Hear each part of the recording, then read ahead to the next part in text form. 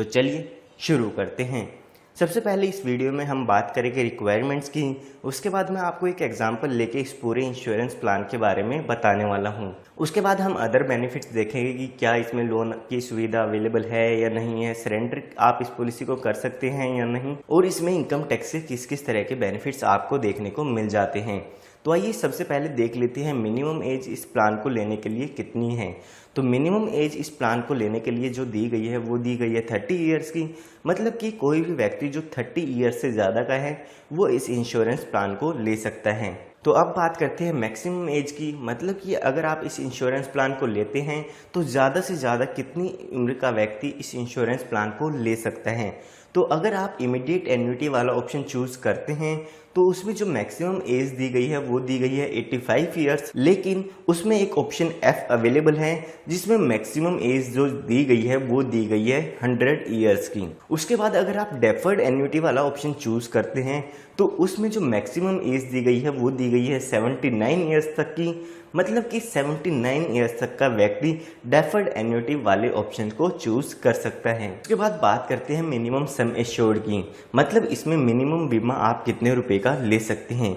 तो इसमें जो मिनिमम अमाउंट है वो है 1,50,000 रुपए का। 1,50,000 रुपए का सम एश्योर्ड आप इसमें ले सकते हैं। उसके बाद अगर बात करें मैक्सिमम सम एश्योर्ड की, मैक्सिमम बीमे की, तो इसमें कोई भी मैक्सिमम लिमिट नहीं दी गई है। जितना अमाउंट से भी आप इसमें लेना चाहे यहाँ पे इस इंश्योरेंस प्लान को ले सकते हैं। तो ये हमने बात कर ली है रिक्वायरमेंट्स की। अब हम बात करते हैं कि इसमें कौन कौन से पेंशन या एन्युटी के लिए ऑप्शंस अवेलेबल हैं।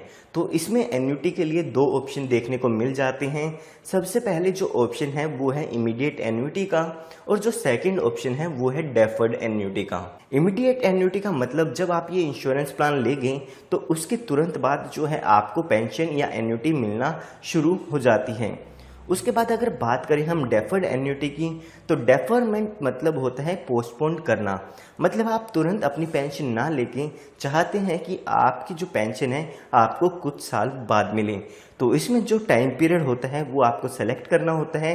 वो टाइम पीरियड पूरा होने के बाद आपको इसमें पेंशन मिलना शुरू हो जाती है। आप इसमें कम से कम 1 साल और ज़्यादा से ज़्यादा 20 साल तक का अपनी पेंशन को पोस्टपोन कर सकते हैं, या मैं कह सकता हूँ अपनी पेंशन को डेफर कर सकते हैं। अब जो मैंने आपको ऑप्शन 1 जो बताया है इमीडिएट एन्युटी का, उसी में आपको ए से लेके जे तक 10 ऑप्शन देखने को मिल जाते हैं, जिसमें से आपको कोई एक ऑप्शन चूज करना होता है अगर आप ये पेंशन प्लान लेना चाहते हैं। तो आप स्क्रीन पर सभी ऑप्शन देख सकते हैं, जिसमें सबसे पहले ऑप्शन दिया गया है option A immediate annuity for life. उसके बाद जो सेकंड ऑप्शन है immediate annuity with guaranteed period of 5 years and thereafter. इसी तरह से एक ऑप्शन एफ अवेलेबल है, इसमें annuity for life with return of purchase price. तो यहाँ पे आप देख सकते हैं जहाँ पे भी जिस भी ऑप्शन में ये लिखा है with return of purchase price, उन्हीं ऑप्शन में डेथ बेनिफिट अवेलेबल होता है। इसका मतलब डेथ होने पे नॉमिनी को जो परचेज प्राइस है यानी कि आपका सम एश्योर्ड है वो मिलता है। तो यहाँ पे आप देख सकते हैं 10 ऑप्शन में से सिर्फ 2 ही ऑप्शन ऐसे हैं जहाँ पे लिखा है with return of purchase price. इसका मतलब अगर आप एफ और जे ऑप्शन चूज करते हैं तो ही नॉमिनी को डेथ बेनिफिट मिलेगा, अदरवाइज यहाँ पे डेथ बेनिफिट नहीं मिलेगा। अगर यहाँ पे ऑप्शन ए की बात करते हैं तो यहाँ पे लिखा है इमीडिएट एन्युटी फॉर लाइफ। इसका मतलब अगर आप ये इंश्योरेंस प्लान लेते हैं और ए ऑप्शन चूज करते हैं तो जो भी पॉलिसी होल्डर है उसको एक फिक्स अमाउंट एन्युटी का मिलता रहेगा उसकी पूरी लाइफ टाइम तक। जब तक वो जीवित रहेगा उसको पेंशन मिलेगी। उसके बाद उसकी डेथ होने पे पॉलिसी बंद हो जाएगी और उसके नॉमिनी को कोई भी अमाउंट नहीं मिलेगा। उसके बाद अगर हम बात करते हैं सेकंड ऑप्शन की, तो यहाँ पे लिखा है immediate annuity with guaranteed period of 5 years and thereafter. इसका मतलब ये हुआ कि गारंटीड पीरियड ऑफ 5 इयर्स का मतलब ये हुआ कि 5 साल तक तो पेंशन मिलेगी ही मिलेगी। उसके बाद जब तक वो जीवित हैं जब तक उनको पेंशन मिलेगी जो भी पॉलिसी होल्डर हैं। अभी के लिए मान लेते हैं किसी व्यक्ति ने एक पॉलिसी ली है और ऑप्शन बी सेलेक्ट कर लिया है, और अगर उसकी 2 साल बाद डेथ हो जाती है तो अगर हम फर्स्ट ऑप्शन चूज करते तो उसको पेंशन नहीं मिलती, लेकिन हमने ऑप्शन चूज किया है बी जिसमें लिखा है गारंटीड पीरियड ऑफ 5 इयर्स। इसका मतलब 5 साल तक तो पेंशन मिलेगी ही मिलेगी। तो डेथ होने के बाद भी इसमें 3 साल और पेंशन मिलेगी, क्योंकि यहाँ पे 5 साल तक आपको गारंटीड पेंशन का ऑप्शन दिया गया है। इसी तरह से यहाँ पे काफ़ी सारे ऑप्शन अवेलेबल हैं। उसके बाद एक ऑप्शन अवेलेबल है annuity for life with return of purchase price. इसका मतलब जब तक पॉलिसी होल्डर जीवित है उसको एक फिक्स अमाउंट पे एन्युटी मिलती रहेगी उसकी पूरी लाइफ टाइम तक, और उसकी डेथ होने के बाद जो भी सम एश्योर्ड मतलब परचेज प्राइस है वो उसके नॉमिनी को मिल जाएगा। तो इसी तरीके से ये सारे ऑप्शन यहाँ पे अवेलेबल हैं।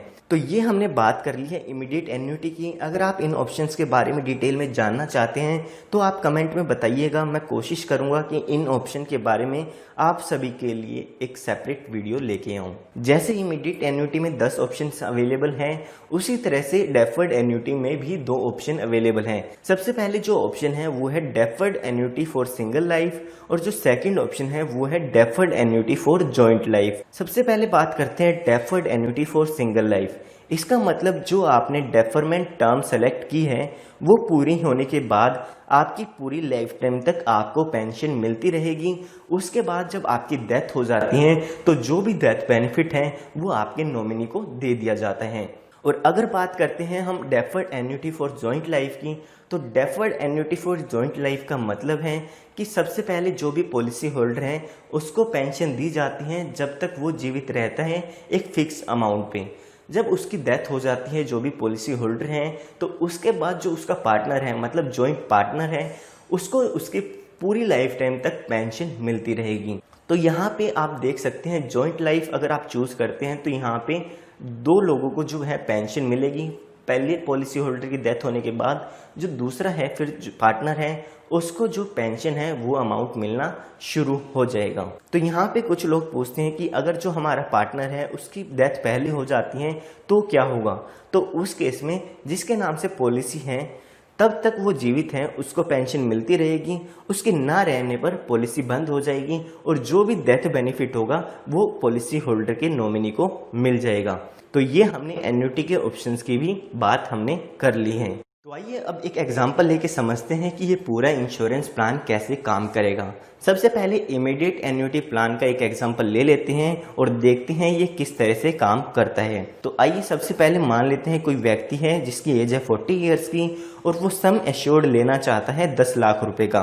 और अभी के लिए मान लेते हैं उन्होंने ए से लेके जे तक जो 10 ऑप्शन अवेलेबल थे उनमें से ऑप्शन चूज कर लिया है ऑप्शन एफ जो था with return of purchase price. तो यहाँ पे हम अगर प्रीमियम की कैलकुलेशन करते हैं तो यहाँ पे हमने 10 लाख रुपए का सम एश्योर्ड लिया है। अगर हम इसमें जीएसटी 1.8% से ऐड कर देते हैं तो जो अमाउंट आएगा वो आएगा इसमें प्रीमियम का अमाउंट। तो हमारे केस में 10,18,000 रुपये इस पॉलिसी का प्रीमियम हो जाएगा और ये आपको लमसम पे करना है, मतलब एक बार इसमें पे करना है। उसके बाद आपको जो हर साल है वो पेंशन मिलती रहेगी। इसमें जो पेंशन का अमाउंट कैलकुलेट करने पे आता है वो आता है 65,200 रुपये ईयरली। अगर आप 6 महीने में, 3 महीने में या हर महीने पेंशन का अमाउंट जानना चाहते हैं तो वो आप स्क्रीन पे देख सकते हैं। तो ये जो 65,200 रुपये हैं ये अमाउंट उस व्यक्ति को पूरी लाइफ टाइम तक मिलता रहेगा जब तक वो जीवित है। और उसकी डेथ होने के बाद जो भी परचेज प्राइस है, हमारे केस में जो परचेज प्राइस है वो है 10 लाख का, तो वो अमाउंट पॉलिसी होल्डर की डेथ होने के बाद नॉमिनी को मिल जाएगा। तो ये हमने बात कर ली है इमीडिएट एन्युटी के एक एग्जाम्पल की। तो आइए अब एक एग्जाम्पल लेके देखते हैं डेफर्ड एन्युटी प्लान का। तो इसमें भी हम मान लेते हैं व्यक्ति की एज 40 ईयर्स है और जो सम एश्योर्ड है वो है 10 लाख रुपए का। और उन्होंने 2 ऑप्शन अवेलेबल थे इस प्लान में। उन दोनों ऑप्शन में से जो ऑप्शन चूज किया है वो किया है ऑप्शन 1। इसमें आपको डेफरमेंट टर्म भी सिलेक्ट करनी होगी क्योंकि इसमें हम अपनी पेंशन को पोस्टपोन करते हैं कुछ सालों के लिए। तो अभी के लिए हम मान लेते हैं इसमें डेफरमेंट ईयर्स हमने 10 ईयर्स सेलेक्ट कर लिए हैं। अगर इसके प्रीमियम की कैलकुलेशन करते हैं तो प्रीमियम इसमें भी सेम ही आएगा क्योंकि 10 लाख रुपए का हमने सम एश्योर्ड लिया है और इसमें 1.8% जीएसटी ऐड करते हैं तो यहाँ भी प्रीमियम 10,18,000 रुपये का आपको देखने को मिल जाएगा। तो अभी जो व्यक्ति है उसकी एज थी 40 ईयर्स की और हमने डेफरमेंट टर्म सेलेक्ट किया था 10 साल का। तो इसका मतलब जब वो 50 ईयर्स का हो जाएगा उसके बाद जो उसको है पेंशन मिलना शुरू हो जाएगी। और जो ईयरली पेंशन इसमें कैलकुलेट करते हैं वो आती है 1,23,300 रुपये। तो ये अमाउंट उसको हर साल मिलता रहेगा जब वो 50 ईयर्स का हो जाएगा उसके बाद, और ये मिलता रहेगा उसकी पूरी लाइफ टाइम तक। और ये अमाउंट फिक्स रहेगा, ना कम होगा ना ज़्यादा होगा। इसकी भी अगर आप 6 महीने में या 3 महीने या हर मंथली एन्युटी देखना चाहते हैं तो उसकी कैलकुलेशन आप स्क्रीन पे देख सकते हैं। अब बात करते हैं इस केस में डेथ की, कि डेथ हो जाती है तो कितना क्लेम पॉलिसी होल्डर के नॉमिनी को मिल जाता है। तो यहाँ पे दो तरीके से डेथ हो सकती है, या तो डेफरमेंट टर्म के दौरान, मतलब कि 40 की एज और 50 की एज के बीच में डेथ होती है तो, और दूसरा जो केस होता है वो होता है इसमें जब 50 यानी कि डेफरमेंट टर्म खत्म हो जाती है और उसको पेंशन मिलती है, उस टाइम में डेथ हो जाती है तो क्या मिलेगा। तो अगर डेफरमेंट टर्म के दौरान, मतलब कि जब वो पेंशन नहीं ले रहा होता है, अगर जब पॉलिसी होल्डर की डेथ हो जाती है तो यहाँ पे दो कैलकुलेशन की जाती हैं। उन दोनों में से जिस भी कैलकुलेशन में ज़्यादा अमाउंट आता है वो पॉलिसी होल्डर के नॉमिनी को दे दिया जाता है। जो फर्स्ट कैलकुलेशन होती है उसमें परचेज प्राइस और गारंटीड एडिशन को ऐड कर दिया जाता है, और जो सेकंड कैलकुलेशन होती है उसमें 110% ले लिया जाता है परचेज प्राइस का। जैसे कि हमारे केस में परचेज प्राइस है 10 लाख, तो उसका 10 लाख का 110% यहाँ पे कैलकुलेट कर लिया जाएगा।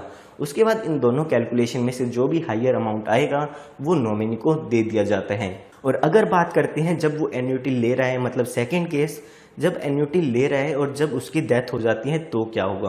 तो अगर वो व्यक्ति एन्युटी ले रहा है तो उसकी एन्युटी वहीं पे स्टॉप हो जाएगी क्योंकि उसकी डेथ हो गई है, और उसके बाद जो भी उसका नॉमिनी होगा उसको डेथ क्लेम मिल जाता है। यहाँ भी दो कैलकुलेशन की जाती हैं, दोनों में से जिस भी कैलकुलेशन में ज़्यादा अमाउंट आता है वो उस पॉलिसी होल्डर के नॉमिनी को दे दिया जाता है। तो यहाँ पे फर्स्ट कैलकुलेशन में परचेज प्राइस और गारंटीड एडिशन को टोटल करके उसमें से जो भी टोटल पेंशन उन्हें मिली है वो माइनस कर दी जाती है और इनका टोटल कैलकुलेट कर लिया जाता है। और सेकंड कैलकुलेशन में 110% ऑफ परचेज प्राइस ले लिया जाता है।